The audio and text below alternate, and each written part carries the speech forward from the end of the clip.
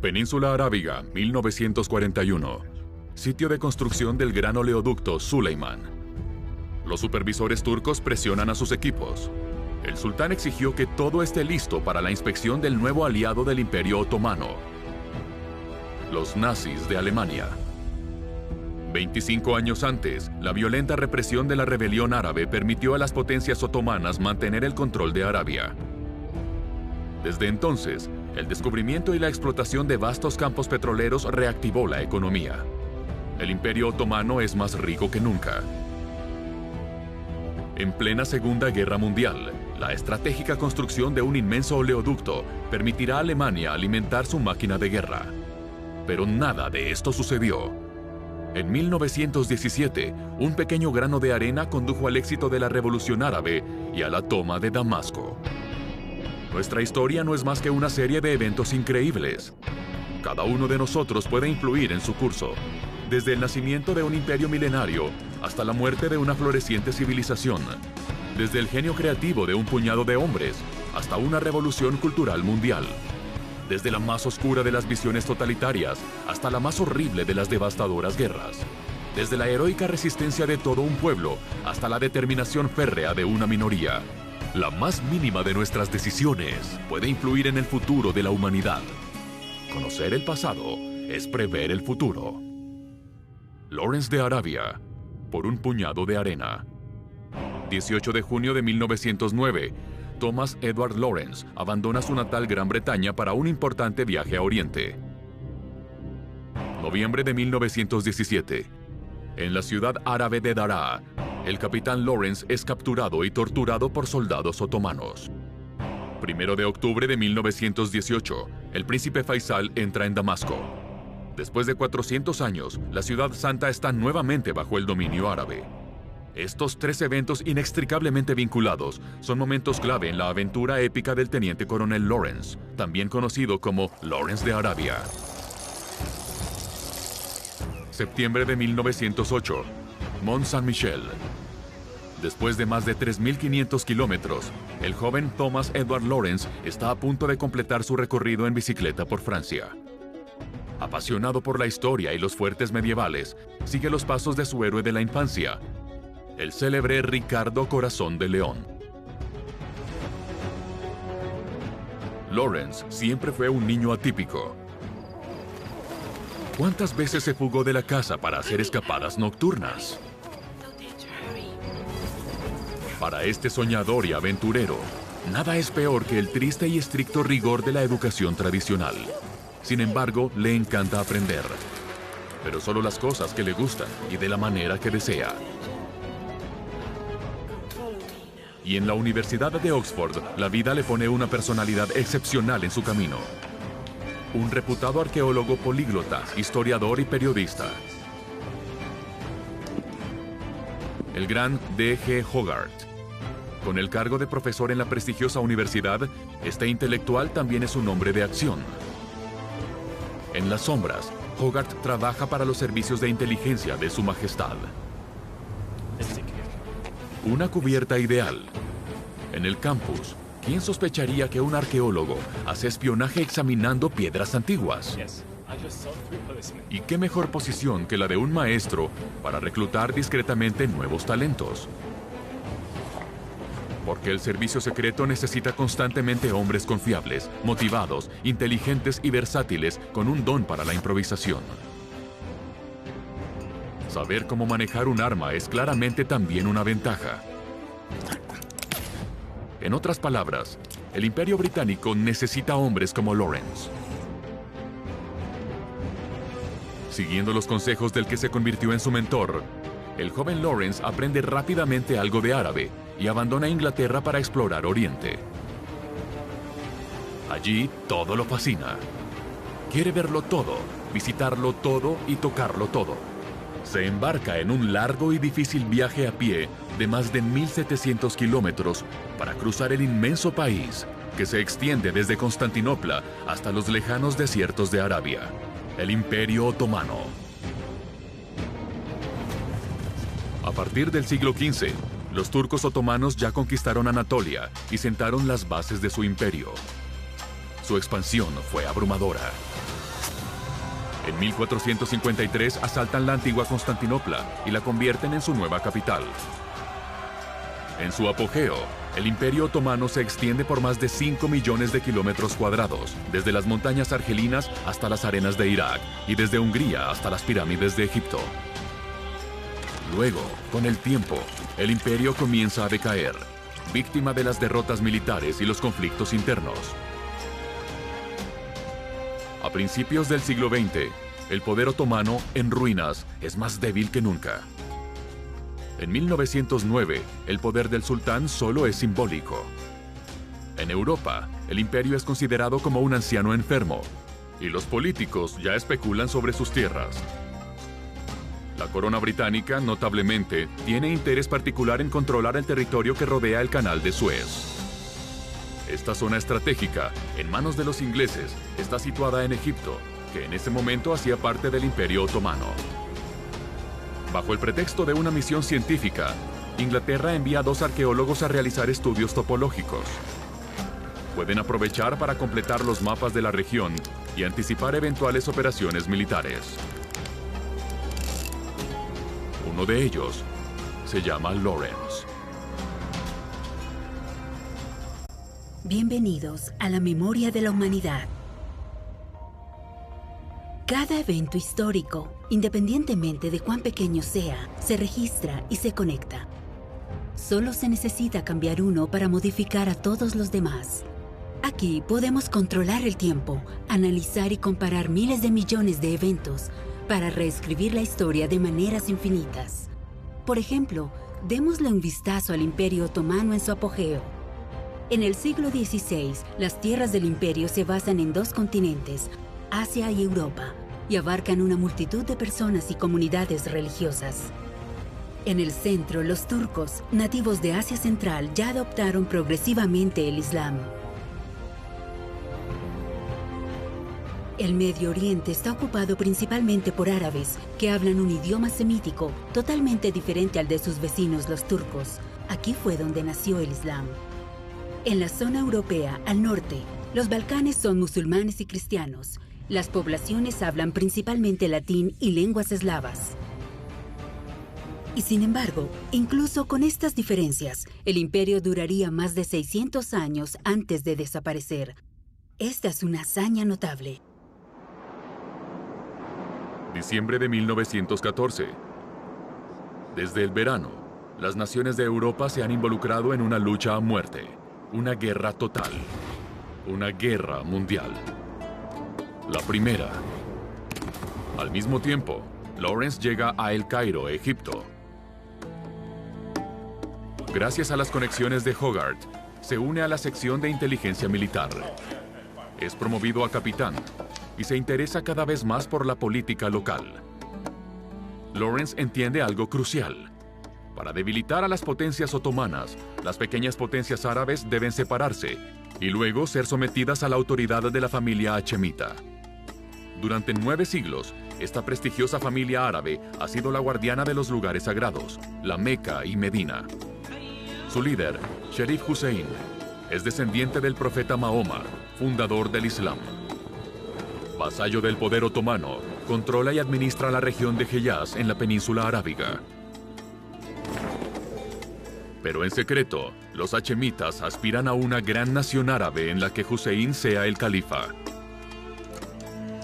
Para los otomanos, comprometidos en la Primera Guerra Mundial del lado de los alemanes, la península arábiga se convierte en un verdadero polvorín. Al comienzo de los conflictos, los británicos abren un frente en Egipto. Entonces surgen noticias que modifican el juego. Se descubre petróleo en la región de Basora. Para garantizar el acceso a este recurso, el gobierno británico negocia en secreto con su aliado, Francia. Al final del conflicto, las 2 potencias europeas redibujarán las fronteras de Oriente Medio y luego compartirán el control de la zona. Esta redistribución altamente confidencial recibe los nombres de los diplomáticos que lideraron las negociaciones: Sykes y Picot.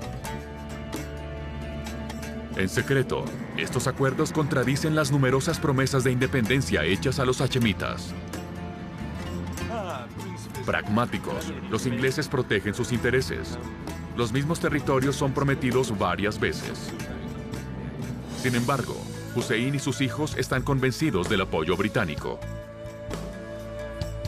Sharif publica su proclamación de independencia, el nacimiento de Al-Thawra al-Arabia al-Kubra, la Gran Revolución Árabe. Cuando comienza la revuelta, Lawrence es transferido a la Oficina Árabe, un servicio formado para apoyar la causa árabe. Su primera misión: encontrar dentro de las filas de Hussein a alguien capaz de liderar el levantamiento árabe. En noviembre de 1916, conoce a uno de sus hijos, el príncipe Faisal.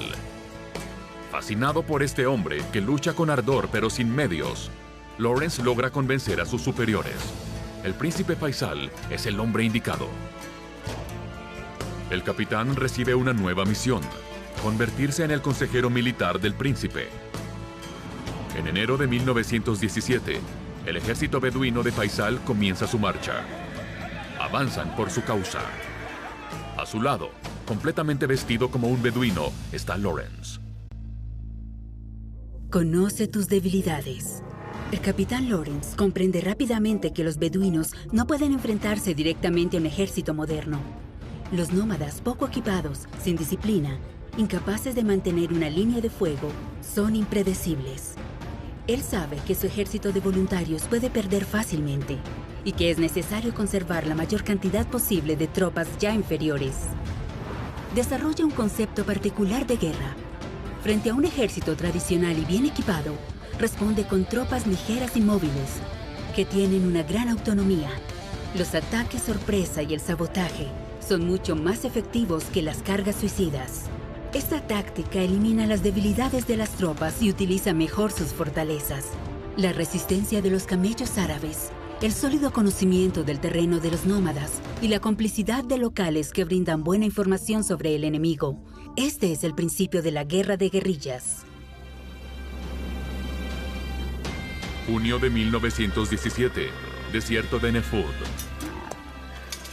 Gracias al oro inglés, Lawrence logra unir al clan del jefe Auda a su causa. Estos valiosos refuerzos serán apreciados. En pocos días, harán un ataque sorpresa en el estratégico puerto de Aqaba.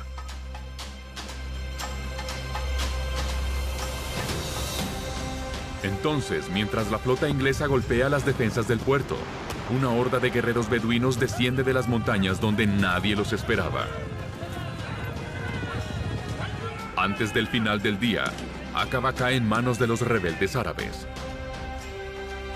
Una brillante victoria para Lawrence. Se estableció una leyenda: el inglés que comparte su vida con los beduinos. Lleva sus ropas, duerme bajo las estrellas y aguanta sed como ellos. En primera línea, él está en cada pelea. Sin embargo, los ingleses están más impresionados por sus resultados tácticos. Su método de guerrilla es terriblemente efectivo. Es ascendido a mayor, se le dan armas, municiones y explosivos y es enviado de nuevo al desierto. Septiembre de 1917, oasis de Mudawara. Para evitar ataques, los otomanos comenzaron a proteger sus trenes. Pero incluso con estas precauciones, no resistirán mucho los explosivos puestos en las vías.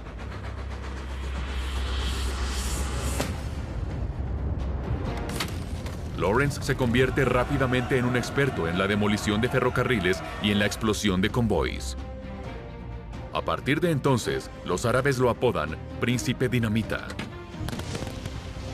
En octubre, a pedido del comandante británico, Lawrence y los rebeldes infiltran las líneas otomanas para generar una separación.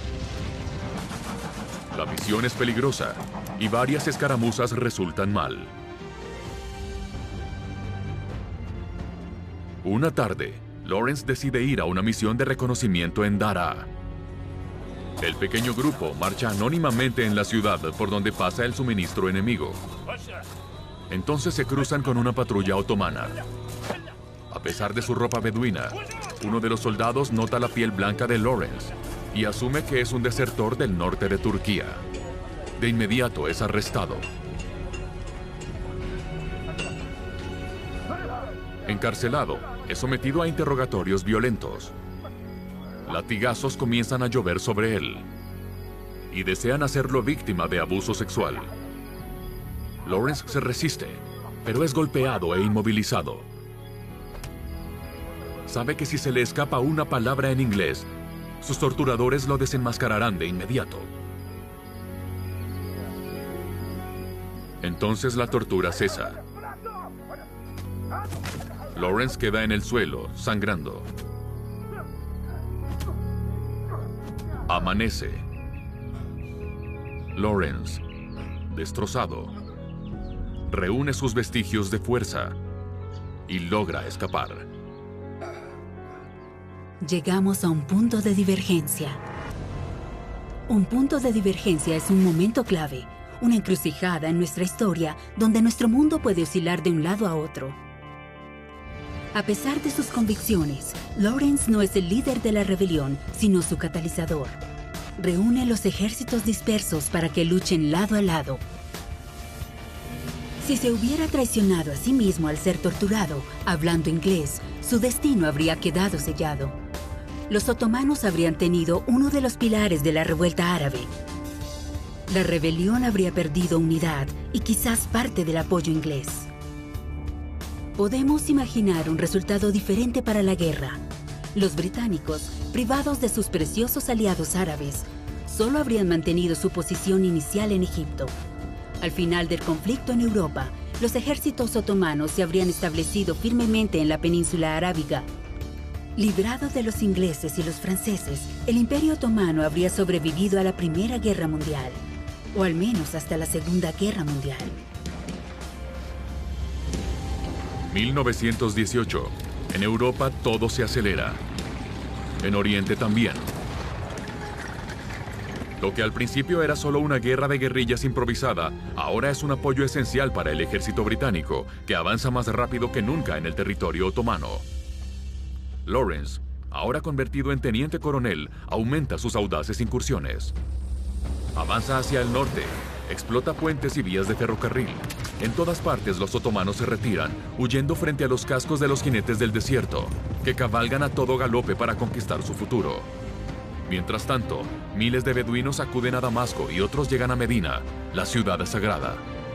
Hay un precio sobre las cabezas de Lawrence y los líderes árabes. Pero a pesar de la promesa de una gran recompensa, nadie traiciona a sus legendarios líderes. El 19 de septiembre, cuando los británicos lanzan una gran ofensiva, el príncipe Faisal proclama una revuelta general. Hay pánico en el ejército turco. La guerra parece llegar a su fin en todos los frentes. Y en ese momento, en ambos bandos, las masacres se multiplican, alimentadas por el fuego de la venganza.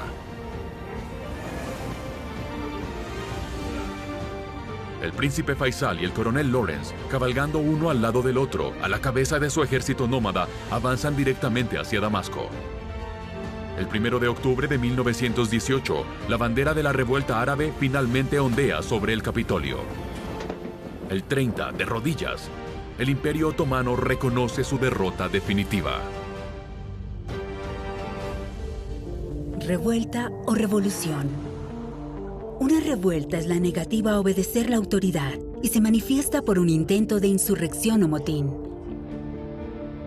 Una revolución es la reversión de un régimen por la fuerza. Implica profundos cambios políticos y sociales. En 1789, enfrentando a un movimiento popular de gran magnitud, el rey de Francia, Luis XVI, no midió el alcance de esta protesta, porque a sus ojos era una simple revuelta. Años más tarde, fue guillotinado y el reino de Francia, arrastrado por la ola de la revolución, se convierte en una república. El levantamiento árabe en 1915 es técnicamente una revuelta. Los árabes quieren conquistar el poder sin modificar la sociedad. Para la historiografía árabe, sin embargo, es una revolución. La diferencia semántica puede ser insignificante, pero modifica completamente el punto de vista y el alcance del evento. 11 de noviembre de 1918. La Primera Guerra Mundial ya terminó. Pero para los hachemitas, lo que está en juego en la revuelta árabe no se detiene con el fin del Imperio Otomano. Hussein continúa luchando por el control de la península y la creación de un gran califato árabe. No está solo. Ibn Saud, emir de Najd, sabe cómo aprovechar el caos para lanzar una yihad y ampliar el reino. Motivado por su convicción religiosa, es un adversario formidable. Sobre todo porque, mientras tanto, Hussein ha descubierto la existencia del acuerdo Sykes-Picot, que prevé el desmembramiento otomano para beneficiar a Inglaterra y Francia. Él sabe que ya no puede contar con el apoyo de los británicos, que ocultaron sus verdaderas intenciones y multiplicaron falsas promesas y compromisos que no tienen futuro. Lawrence conoce este pesado secreto desde hace mucho tiempo. Durante sus años de lucha en el desierto, se vio dividido entre su lealtad a la corona y su lealtad hacia sus nuevos hermanos de armas. Nunca dijo nada. Para calmar su conciencia, hizo todo lo posible para que la rebelión saliera victoriosa y tuviera las mejores cartas para negociar. En enero de 1919, los vencedores de la Gran Guerra se reunieron para rediseñar el mapa de Europa y Oriente Medio. Lawrence acompaña al príncipe Faisal como intérprete y asesor. La batalla final. Una batalla mucho más decisiva que todas las que se libraron bajo el sol de Oriente Medio. Es en vano. La decisión ya fue tomada hace mucho tiempo. Olvidando todas las promesas, los acuerdos Sykes-Picot son ratificados. El Medio Oriente será británico y francés. El golpe de gracia lo da Francia. El 24 de julio de 1920, un contingente francés llega a Damasco para tomar posesión, de conformidad con el acuerdo. El viejo compañero de armas de Lawrence resiste. Son masacrados. El único consuelo es que Lawrence logra influir en las decisiones británicas. El gobierno de Su Majestad ofrece a Faisal el trono de Irak en lugar del de Damasco. Un líder sunita a la cabeza de un estado mayoritariamente chiita. Decepcionado, el príncipe reprocha a Lawrence por haberlo traicionado y por nunca haber luchado realmente por la causa árabe. El arqueólogo, convertido en señor de la guerra, cae en una profunda depresión. Para huir de su fama cada vez más invasiva, se refugia en el anonimato. Pronto, no es más que una sombra de su antiguo yo. 19 de mayo de 1935, muere después de un accidente de motocicleta. Tenía 47 años de edad. En 1924, Ibn Saud invade el reino de Hejaz. Hussein se ve obligado a exiliarse y nunca regresará. En 1932, año en que descubrieron nuevos depósitos de petróleo, la península arábiga está casi completamente bajo el control del Ibn Saud. Más tarde, este país tomará el nombre de su fundador y se convertirá en Arabia Saudita. Pero esa es otra historia. En 1926, Lawrence publica sus memorias, Los 7 Pilares de la Sabiduría. En ellas, describe principalmente sus acciones en el Medio Oriente. Este trabajo se convierte en el libro de cabecera del Che Guevara, Nelson Mandela y Winston Churchill. Pero podemos preguntarnos qué partes son verdaderas y cuáles son leyenda. ¿Quién, finalmente, era el coronel Lawrence? Se describió a sí mismo como un peón en el vasto tablero de ajedrez de la política imperial británica. Al fin de cuentas, el resumen de sus acciones es mitigado. Hussein, durante su última reunión, lo declaró traidor y lo expulsó. Para varios colegas militares, era errático y estaba lejos de observar el comportamiento que se esperaba de un oficial británico. Pero algo sí es cierto. Lawrence se convirtió en un héroe legendario y un aventurero con un destino inesperado. Muy respetado por los beduinos, con un compromiso ilimitado, arriesgó la vida 1000 veces en el corazón de la batalla. Cruzó el terrible desierto de Nufud y dinamitó muchos trenes. pernoctó en el desierto y realizó viajes épicos.